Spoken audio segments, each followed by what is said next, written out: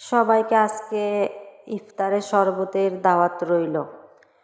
তো গরমকালে বাহিরে বের হলেই দেখবেন রাস্তাঘাটে পথে পাথারে দেখবেন যে ট্যাং দিয়া চিনি দিয়া নানান রকমের ফলমূল বুট বোন্দা সব কিছু দিয়ে রাস্তায় দেখবেন কত সুন্দর করে শরবত বানায় রাখছে।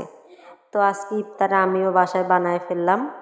আপেল কুচি করে কেটে দিছি, চিনি দিছি, একটা টেস্টি স্যালাইন দিছি, একটা ট্যাং দিছি, সব কিছু দিয়া স্পেশাল একটা শরবত বানাইলাম।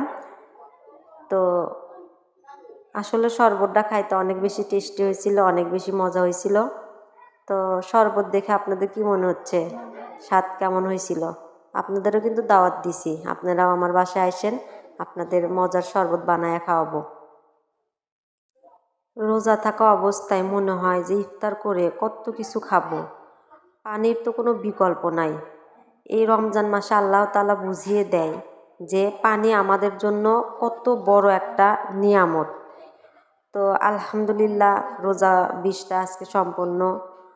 তো ইফতার করে পানি আর শরবত খাওয়ার পর কলিজাটা যে পরিমাণ ঠান্ডা হয়, এতেই বোঝা যায় আল্লাহ তাআলার বড় নিয়ামত হচ্ছে পানি।